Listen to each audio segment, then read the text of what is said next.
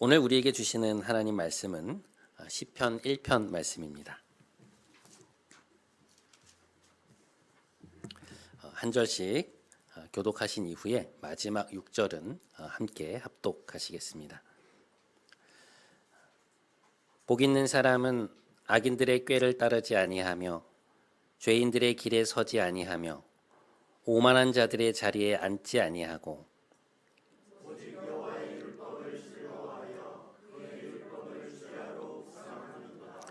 그는 시냇가에 심은 나무가 철을 따라 열매를 맺으며 그 잎사귀가 마르지 아니함 같으니 그가 하는 모든 일이 다 형통하리로다.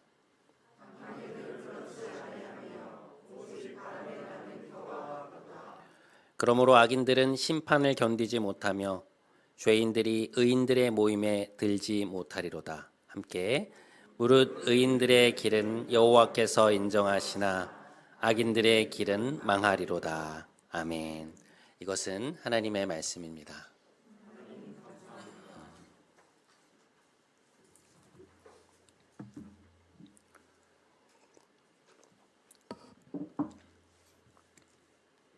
지난 주일에 예배를 마치고 집에 갔는데요. 제가 잠시 거실에 있다가 방에 들어갔더니 아내가 시집을 한 권 꺼내서 읽고 있었습니다. 근데 제가 들어가니까 그걸 보여주면서 이게 무슨 말인지 하나도 모르겠다고, 아무래도 감수성이 자기 본인이 너무 메마른 것 같다, 그런 얘기를 하는 거예요. 근데 제가 이제 보니까 좀 어려운 시집이더라고요. 그래서 그 시들은 좀 어렵게 쓴 시들이다. 본래 잘 읽히지 않는다. 그러면서 제가 최근에 아주 인상 깊게 읽었던 시집을 한 권 꺼내서 이제 아내에게 건네 주었습니다. 이건 훨씬 쉽게 읽힐 거다. 그리고 좀 감동적이다. 이제 그러면서 아내에게 건네 주었는데요. 그 시집을 이제 건네 받으면서 아내가 저를 이렇게 쳐다보더니 대뜸 시를 왜 읽냐는 거예요. 저희 아내는 이제 전형적인 이과생이니까요. 본인은 시를 읽어도 이게 왜 좋은지 잘 모르겠는데 제가 이제 자주 시나 소설을 읽으니까 이제 그게 궁금했던 것 같아요. 그런데 아내의 그 질문을 듣는 순간 시를 왜 읽냐는 그 질문이 제 머리를 퍽 하고 치는 것 같았습니다. 마침 제가 이번 주부터 시편을 설교하려고 준비를 하고 있었거든요. 지난주까지 요한복음을 마무리하고 이번 주부터는 여러분들과 함께 시편을 살펴보려는 그런 계획을 갖고 있었는데 아내의 그 질문이 저에게는 마치 하나의 계시처럼 다가온 것이었습니다. 그러니까 시를 왜 읽냐는 그 질문이 저에게는 어떻게 들렸냐면 여러분들께 시편을 왜 읽어야 하는지를 말씀을 드려야겠구나라는 생각이 든 거예요. 저는 본래 이제 오늘 시편을 시작하면서 본래는 이제 시편 1편을 좀 자세히 파고들 생각을 하고 있었거든요.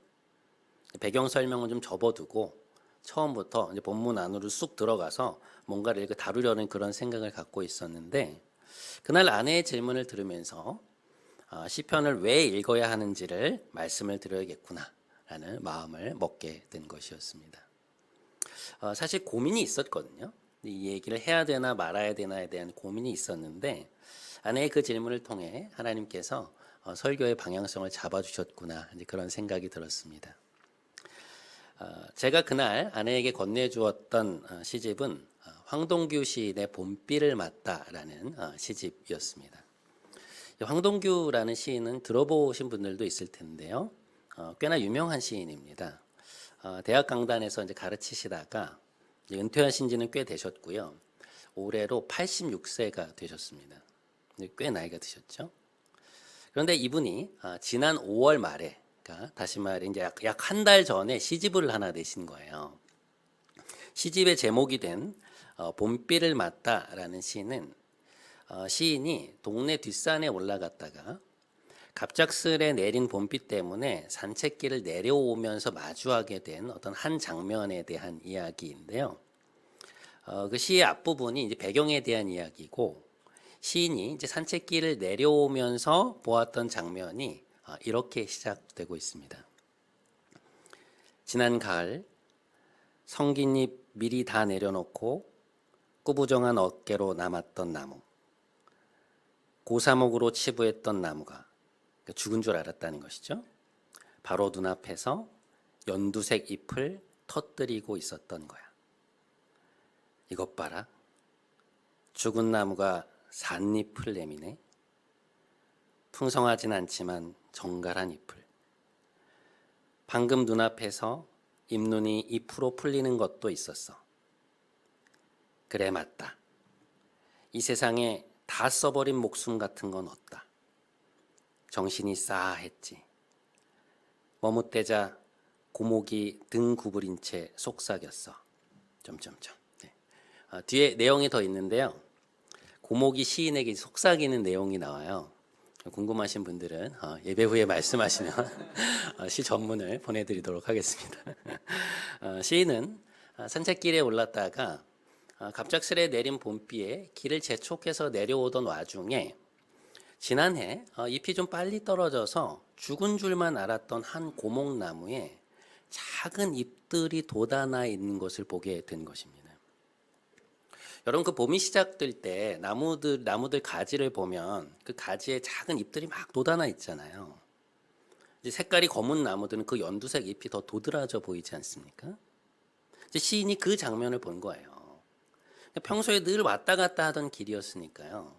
내려오던 길에 무심코 본 것인데 죽은 줄 알았던 그 나무에서 잎이 돋아나고 있었던 것입니다. 깜짝 놀란 것이죠. 마치 폭죽이 터지듯 여러 개의 연두색 잎들이 죽은 줄만 알았던 그 나무의 몸에서 터져 나오고 있었던 거예요. 그것에 대한 시인의 반응은 무엇이었습니까? 이것 봐라. 죽은 나무가 삿잎을 내미네? 라는 것이었죠.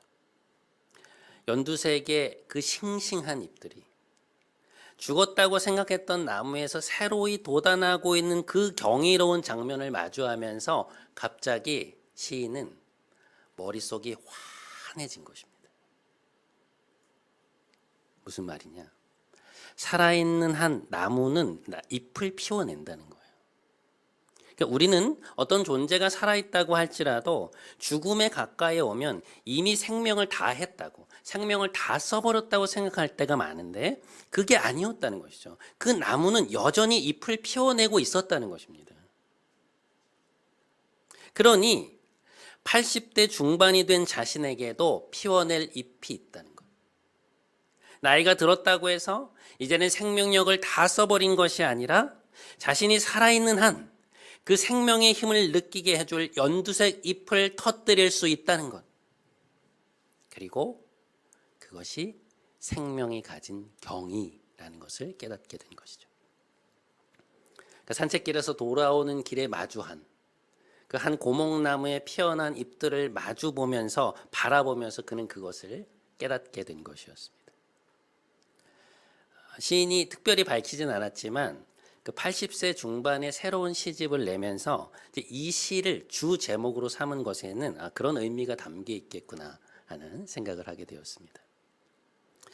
여러분, 시란 무엇일까요?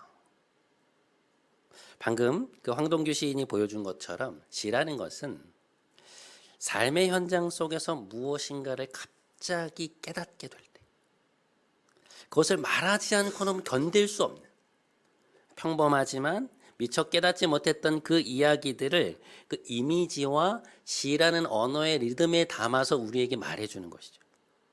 우리가 일상에서 지나쳤던 수많은 일들, 삶에 흩어져 있는 진리의 경험들을 우리 안에 일깨우는 것입니다. 우리 마음에 있는 종을 울리는 거예요. 그것이 문학의 역할이고 시가 하는 일이죠. 그런 맥락에서 볼 때 그리스도인들에게 시편 읽기라는 것은 대단히 중요한 의미를 가지고 있다라고 할 수 있습니다. 산문에서는 많이 쓰이지 않는 여러 가지 이미지들과 또 시라는 시만의 독특한 언어를 통해서 시편은 우리에게 신앙의 중요한 진리들을 일깨워주는 역할을 하죠. 그리고 또 하나, 시편의 독특한 점은 그것이 시의 특성을 갖고 있으면서도 동시에 또 다른 아주 중요한 특징을, 또 한 가지의 측면을 갖고 있다는 것인데요. 그게 무엇이냐? 그것은 바로 하나님을 향한 기도라는 것입니다. 여러분, 시편의 중심에는요, 하나님이 계세요. 시편을 이루고 있는 모든 정황의 중심에는 우리의 기도를 들으시고 우리에게 말씀하시는 하나님이 전제가 되어 있습니다. 시편을 조금 더 깊이 이해하려면 우리가 이스라엘의 역사적 배경을 좀 아셔야 하는데요. 시편이 편집되기 시작한 것은 바벨론 포로기 때입니다. 여러분, 그 이스라엘 백성들이 바벨론의 포로로 잡혀갔다는 것은 아시죠? 그러니까 이스라엘 역사 속에서 아주 깊이 각인되어 있는 사건인데요. 이스라엘은 다윗의 아들인 솔로몬 왕 때 남과 북으로 갈라지게 됩니다. 그래서 북이스라엘과 이제 남유다로 나눠지게 되는데요. 기원전 722년경에 북이스라엘이 먼저 아수르 제국에 의해서 멸망을 당하게 되고, 그로부터 한 140년이 흐른 뒤에 기원전 586년에 남유다가 바벨론 제국에 의해 멸망하게 됩니다. 근데 이 바벨론이라는 나라는 지금의 이라크 쪽에서 발행한 거대한 제국이었는데요. 세계사적으로 보면 신바빌로니아라는 이름으로 기록되어 있습니다. 강력한 제국이었어요. 그런데 이들이 이스라엘에 대해서 편 정책이 어떤 것이었냐면 그 땅에 거주하던 대부분의 사람들을 바벨론 땅으로 이주를 시킵니다. 그러니까 거기에 남아서 뭔가를 꾸미지 못하도록 그들을 다 데려가 버린 거예요. 몇 차에 걸쳐서 데리고 가는데요. 그들은 일생 동안 단 한 번도 가보지 못했던 완전히 낯선 땅으로 옮겨져 버린 것이죠. 마치 나무가 뿌리째 뽑혀서 자신이 살던 곳이 아닌 완전히 다른 토양으로 옮겨진 그러한 형국이 된 것이었습니다. 그곳에서 그들은 아주 낯선 신앙적 환경을 마주하게 되는데요. 그게 뭔가 하니 이제 성전이 없는 거예요. 여러분, 이스라엘 백성의 신앙의 중심에는 항상 성전이 있었거든요. 그곳에서 제사를 드리고 찬양도 드리고 하면서 하나님께 예배를 드렸는데 그 성전이 바벨론의 공격으로 완전히 파괴가 되었고, 바벨론 땅에 하나님을 위한 성전이 있었겠습니까? 레위인들이 이렇게 둘러서 찬양을 하고 제사장을 중심으로 각종 제사가 드려져야만 예배를 드릴 수 있었는데 그러한 요소들이 다 없어져 버린 것이죠. 그러니 그들이 그 낯선 땅에서 뭘 어떻게 해야 될지를 몰랐던 것입니다. 그러지 않겠어요? 그러니까 그곳에 끌려온 것만 해도 너무 절망스러운데 예배조차 제대로 드릴 수 없었던 그들은 그 절망 속에서 무엇을 하기 시작했느냐? 하나님의 말씀 안으로 침잠하기 시작했어요. 그동안 하나님이 그들에게 주셨던 율법들, 구전으로 내려와서 암송하던 말씀들, 그들이 문서로 가지고 있었던 것들, 그러니까 모세오경을 비롯한 예언자들의 말씀을 모으기 시작한 거예요. 그걸 가지고 그들에게 유일하게 모임이 허용되었던 회당에서 하나님의 말씀을 듣기 시작한 것이었습니다. 그동안 그것을 마음에 담아두지도 못했고, 그래서 당연히 그 말씀 앞에 올바르게 반응하지도 못했던 지난날을 회개하며 그들은 하나님 앞에, 말씀 앞에 다시금 서기 시작합니다. 아무것도 없는 낯선 땅에 심겨진 그들은 거기에서 하나님 말씀의 뿌리를 내리기 시작한 거예요. 그것이 오늘 시편 1편의 배경입니다.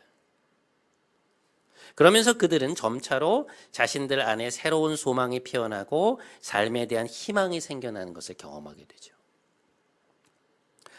이 시편은요, 바벨론 포로기에 형성된 말씀들 중에서 굉장히 중요한 위치를 차지하고 있는데요. 그 이유가 뭔가 하면 이것은 다른 책들과는 좀 다른 굉장히 중요한 언어적 특성을 하나 갖고 있습니다. 그게 뭐냐? 시편은 정보의 언어가 아니라 내장의 언어라는 점이에요. 이 내장의 언어라는 것은 뭐냐? 쉽게 말해서 우리 내면의 언어라는 것입니다. 여러분, 시편은요, 신약의 서신서처럼 어떤 정보를 전달하거나 논리를 전개해서 상대방을 설득시키는 언어가 아니에요. 시편의 언어는 본질적으로 내면의 언어입니다. 그러니까 우리 내면 속에 있는 원초적인 감정을 건드려요. 예를 들어 시편 3편은 이렇게 시작되고 있습니다. 여호와여, 나의 대적이 어찌 그리 많은지요. 일어나 나를 치는 자가 많으니이다. 많은 사람이 나를 대적하여 말하기를 그는 하나님께 구원을 받지 못한다 하나이다. 여러분, 지금 이 말을 들어보세요. 시인은 우리에게 자신이 지금 어떠한 상황에 처해 있고 무엇 때문에 그러한 상황이 생겼는지에 대해서 그 어떠한 설명도 하고 있지 않습니다. 그렇죠? 대신에 어떻게 하고 있나요? 기도가 시작되자마자 하나님을 불러요. 하나님, 제 원수가 왜 이렇게 많습니까? 일어나 저를 치는 사람이 왜 이렇게 많습니까? 저를 괴롭게 하는 사람들이 왜 이렇게 많나요? 그들은 제가 더 이상 구원을 받지 못할 것이라고 말합니다. 제가 하나님께 버림받았다고 말합니다. 이제 다윗은 끝났다고 말합니다. 정말 그렇습니까, 하나님? 이제는 정말 저를 버리신 건가요? 정말 그런 것입니까? 말씀해 주십시오. 기도가 시작되자마자 우리는 곧바로 시인의 고통, 탄식, 절망, 그리고 그 속에서 쏟아내는 고뇌에 찬 질문 안으로 빨려 들어가게 돼요. 점잖을 떨 시간이 없습니다.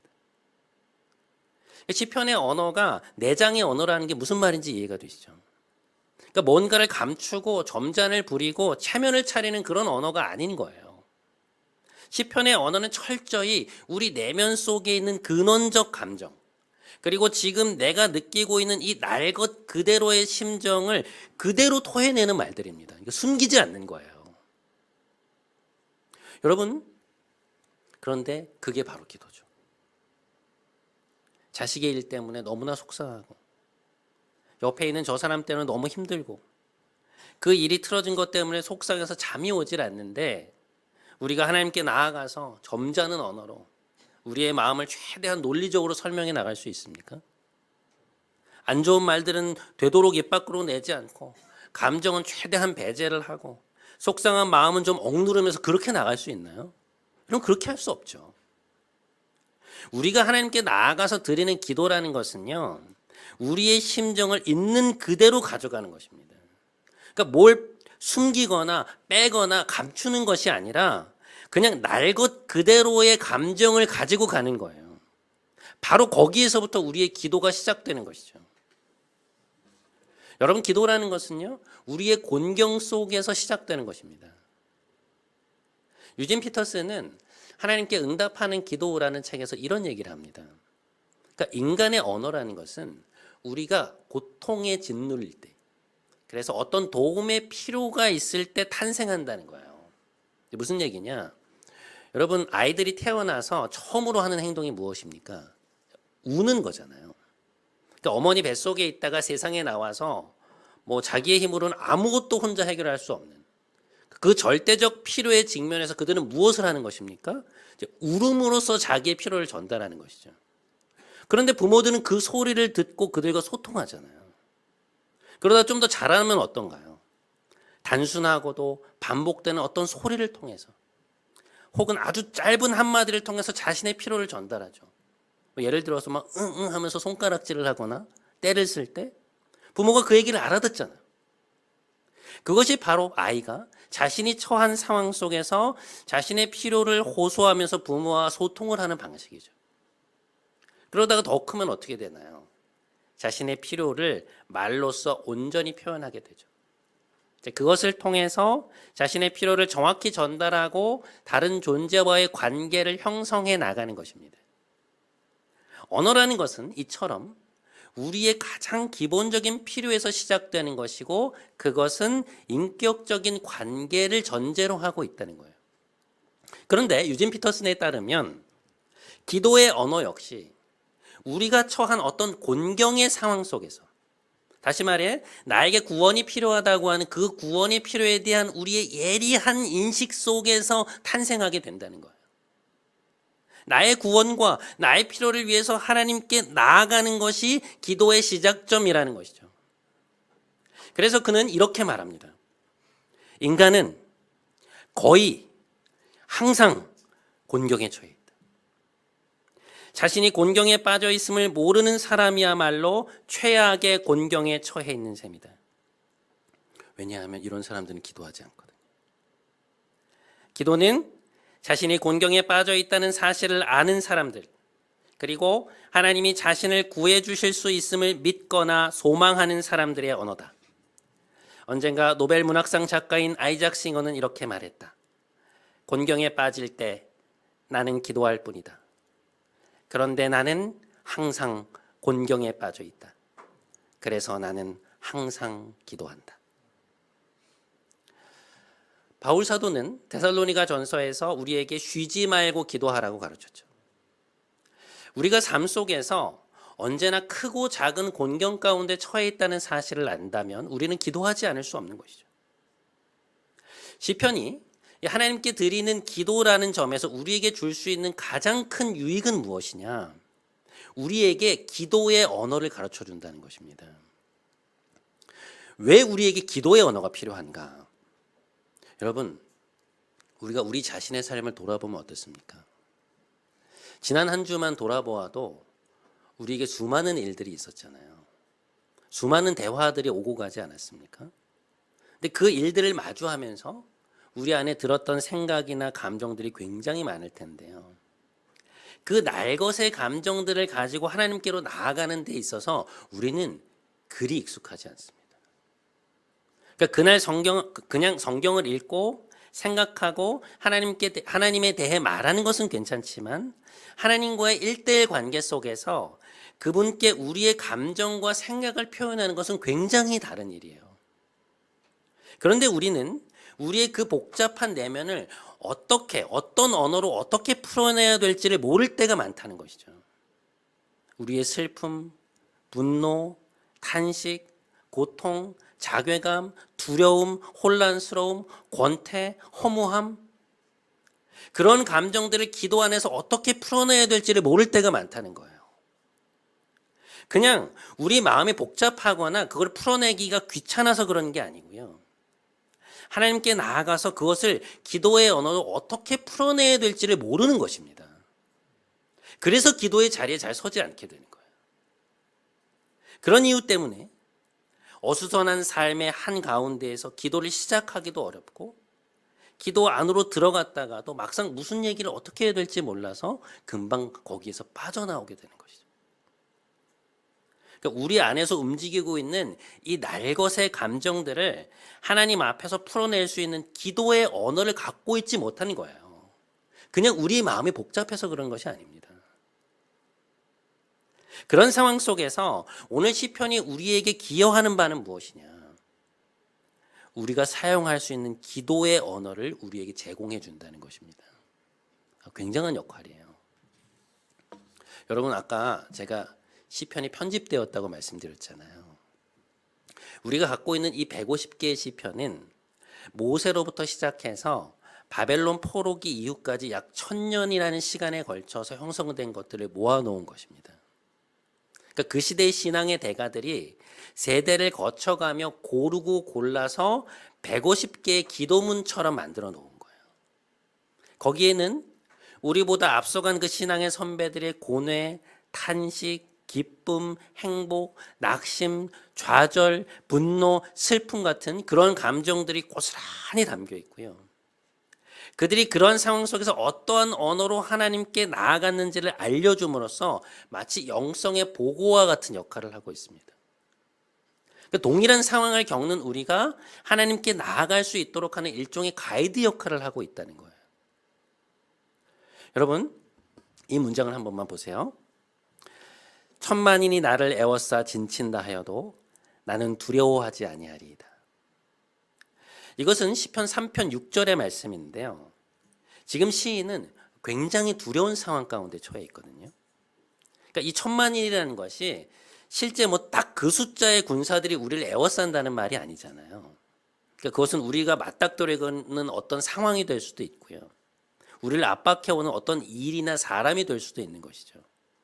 그런데 시인은 그런 커다란 압박과 스트레스 상황 속에서 하나님을 향한 신뢰를 어떻게 표현하고 있는 것이냐면 천만인이 나를 애워싸 진친다 하여도 저는 두려워하지 않을 것입니다.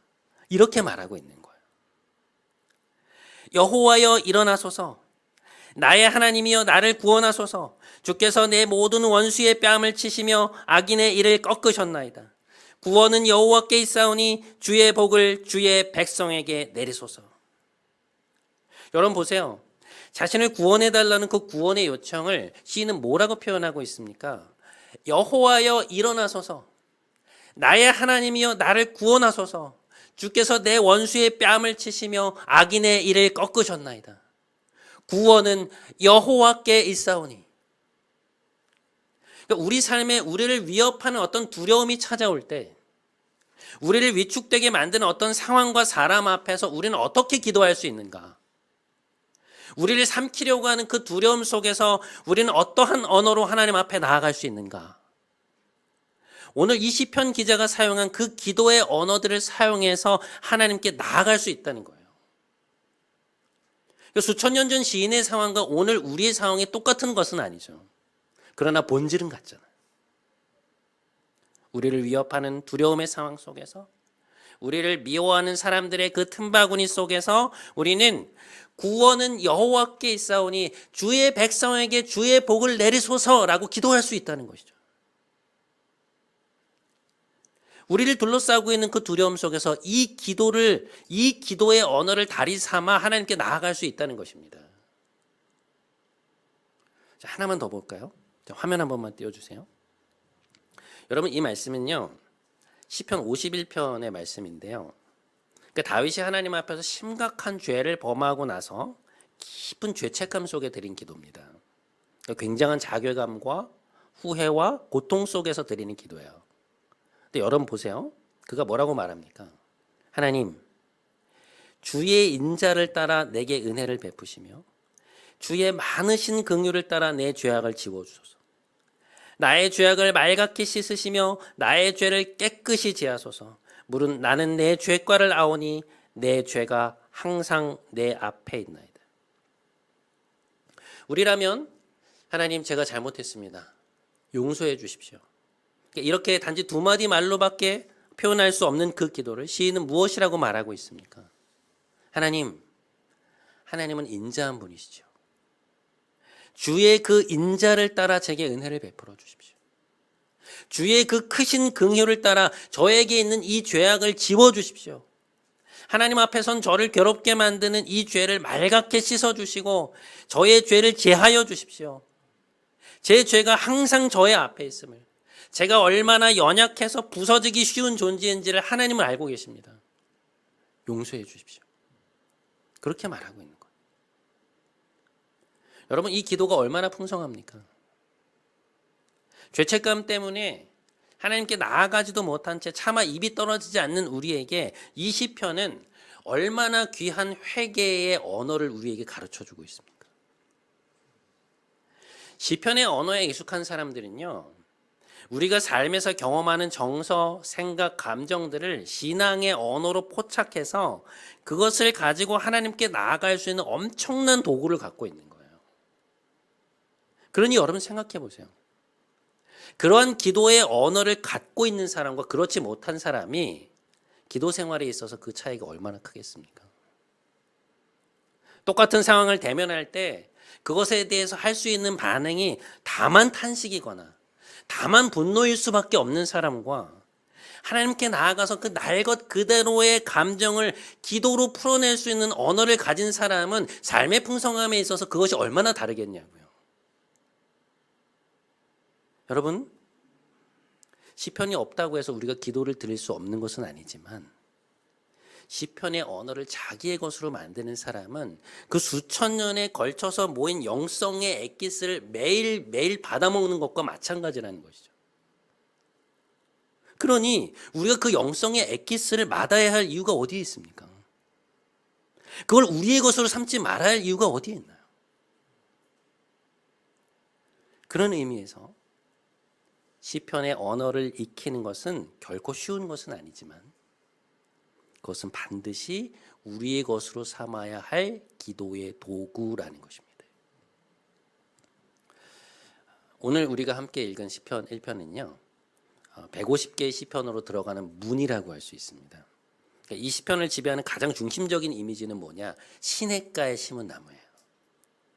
이 시냇가에 심은 나무라는 것은요. 조금 더 정확하게 번역을 하면 시냇가 옆에 심겨진 나무라는 뜻입니다. 시편이 편집될 당시에 이스라엘 백성들은 바벨론의 포로로 와 있었잖아요. 근데 바벨론 땅은 아주 비옥한 곳이 아니었고요. 그 땅의 한가운데로 강이 흐르고 온갖 관계수로들을 내어서 땅에 농사를 지었던 곳인데 이스라엘 백성들이 뭘 본 것이냐면 그 관계수로들 옆에 옮겨와서 심겨진 나무들을 본 거예요.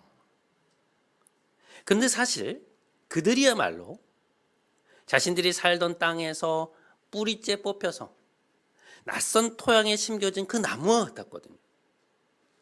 사실 그런 상황이면 살기가 어려워요. 나무들이 자신이 본래 있던 토양을 떠나서 뿌리째 뽑혀서 다른 곳으로 옮겨졌다? 웬만해서는 이전과 같은 열매를 맺기가 어렵습니다. 제대로 살지 못하는 경우도 태반이에요. 그런데 그들은 뭘 본 것이냐면 그 물가에 다시금 뿌리를 내리고 거기에서 물과 영양분을 흡수해서 철을 따라 열매를 맺는 나무를 본 거예요.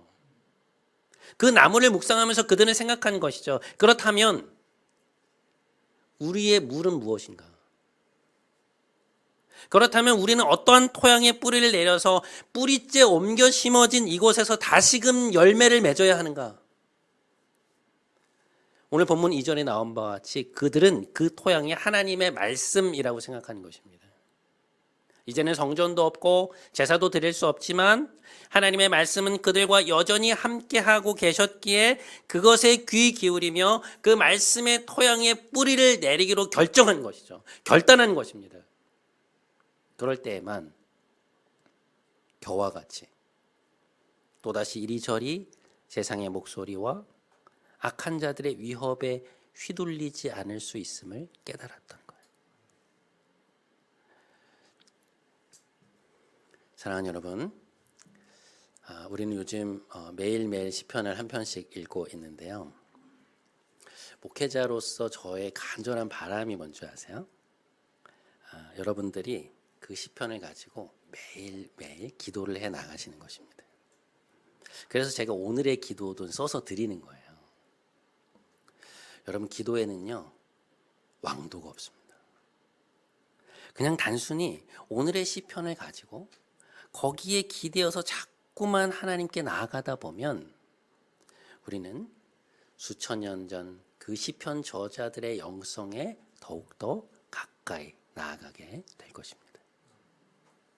그렇게 매일의 묵상 또 매일의 기도 안에서 참다운 의인의 길로 걸어가시는 여러분 모두가 되시기를 주님의 이름으로 간절히 축원드립니다. 네.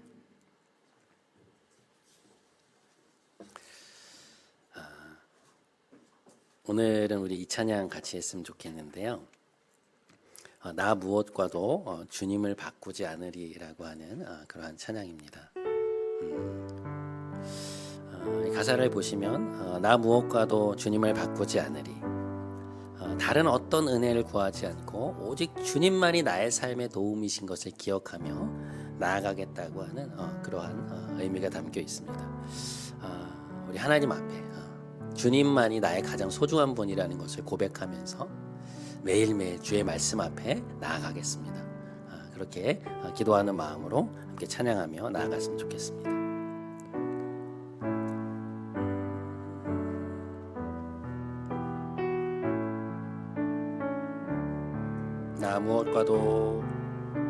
나 무엇과도 주님을 바꾸지 않으리, 다른 어떤 은혜 구하지 않으리, 오직 주님만이 내 삶의 도움이시니 주의 얼굴 보기.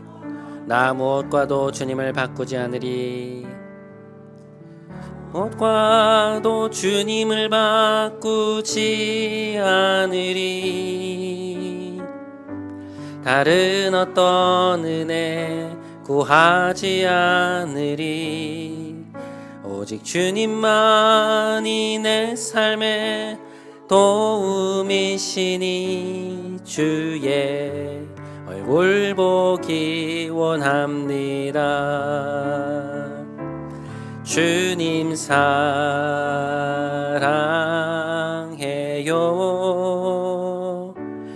온 마음과 정성 다해 하나님 하나님의 신실한 친구 되기 원합니다. 주님 사랑해요. 주님 사랑해요.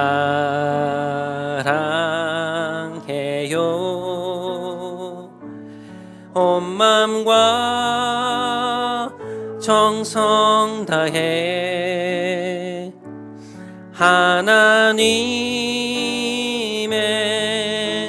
신실한 친구 되기 원합니다.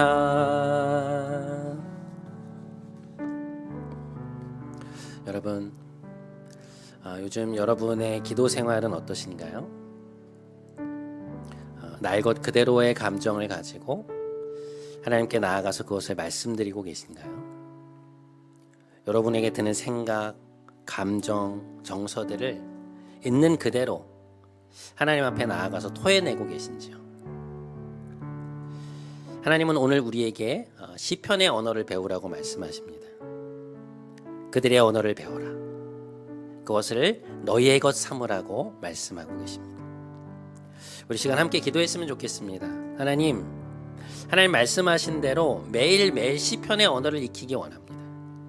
신앙의 선배들이 열어준 그 영성에 기대어 하나님께 나아가기로 이 시간 결단합니다. 우리 안에 기도가 자라게 하여 주옵소서. 우리 함께 그 결단의 기도를 좀 드리는 시간 갖도록 하겠습니다. 함께 기도하겠습니다. 하나님 아버지, 오늘 우리에게 시편을 왜 읽어야 하는지, 왜 시편이 우리에게 그토록 중요한지 말씀하여 주심에 감사를 드립니다. 하나님께 나아가서 우리의 마음들, 또 감정들, 우리 생각들을 있는 그대로 말씀드리고 싶지만 그러나 그것을 어떻게 풀어내야 될지 몰라서 헤맬 때가 너무 많음을 하나님 알고 계십니다. 그래서 기도의 자리로 들어갔다가도 금방 나오게 되고 기도의 자리로 잘 들어가지 못하는 우리의 모습을 하나님 알고 계십니다. 하나님 우리를 긍휼히 여겨주시고 하나님 앞에 나아갈 수 있는 기도의 언어를 매일매일 익혀갈 수 있도록 하나님 우리의 심령을 붙잡아 주시고 인도하여 주시옵소서. 사랑하는 여러분, 여러분에게 주님은 그 무엇과도 바꿀 수 없는 분이신가요? 오직 하나님만이 여러분의 도움이시며 여러분에게 구원을 베푸시는 분이십니까? 그렇게 믿으시나요? 그렇다면 우리에게는 기도밖에 없습니다. 구원은 우리의 기도를 통하여 하나님으로부터 임하는 것입니다. 이 시간 우리 한 번만 더 함께 하나님께 고백하면 좋겠습니다. 주님 사랑합니다. 제 마음과 정성을 다해 하나님을 사랑합니다. 하나님과 더 하나 되기 원하고 더 깊어지기 원합니다. 우리의 삶을 붙들어 주옵소서. 이 시간 우리에게 있는 기도 제목들을 하나님 앞에 좀 말씀드리면서 함께 하나님 앞에 나아가는 시간 갖도록 하겠습니다. 함께 기도하겠습니다. 하나님 아버지 감사합니다. 우리에게 오늘 기도할 수 있는 은혜를 주시고 우리의 기도가 얼마나 하나님 앞에 중요한가 하는 것에 대해 다시금 깨닫게 하여 주시니 감사합니다. 하나님 우리의 삶을 지켜주시고 우리의 마음이 하나님 앞에 온전히 나아갈 수 있게 하여 주시옵소서. 때로 정말 하나님 앞에 나아가서 풀어내야 할 것들을 풀어내지 못한 채 다른 것들을 회피해버리고 하나님 다른 즐거움으로 나아갈 때가 너무너무 많이 있습니다. 하나님은 우리의 기도 생활을 아시죠. 하나님 우리의 일주일간의 삶을 아시죠. 우리가 얼마나 하나님 앞에 나와서 그 마음을 말씀드리기 원하시는지 하나님 그 원함을 우리가 깨달아 알 수 있도록 주님 은혜를 베풀어 주시옵소서. 이번 한 주간 살면서 하나님 결단합니다. 하나님 앞에 나아가기 원합니다. 말씀으로 나아가기 원하며 기도로 나아가기 원합니다. 우리 안에 있는 것들을 하나님 앞에 털어낼 수 있는 하나님 그런 우리가 될 수 있도록 기도의 언어를 배울 수 있는 우리가 될 수 있도록 아버지께서 인도하여 주시고 우리와 함께하여 주시옵소서. 주님의 은혜로 함께하소서.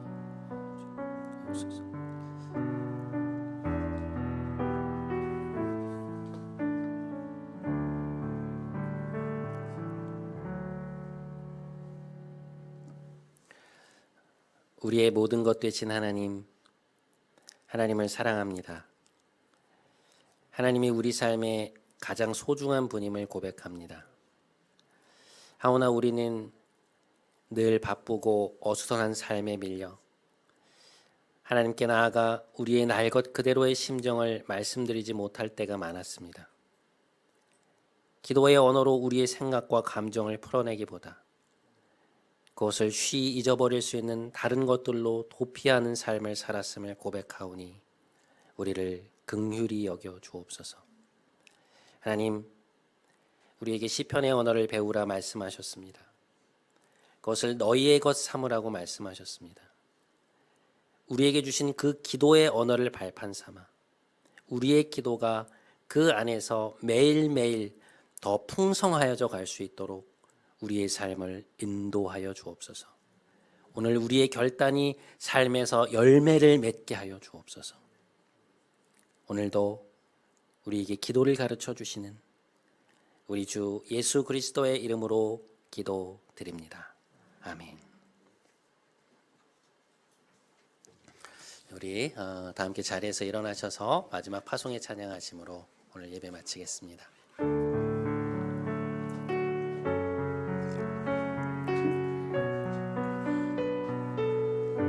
우리는 주의 백성이오니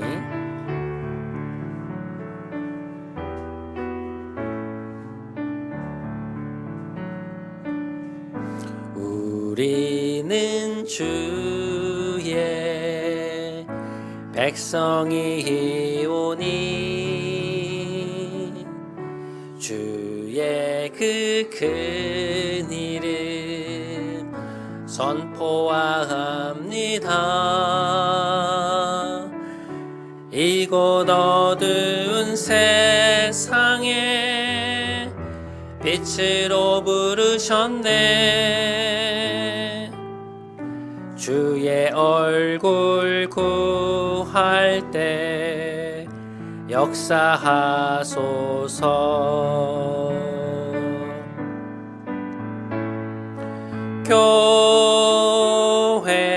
교회를 세우시고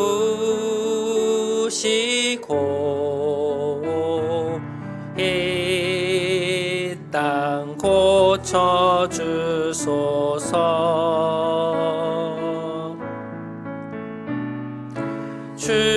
주님 나라 임하시고 주 뜻 이루어지이다.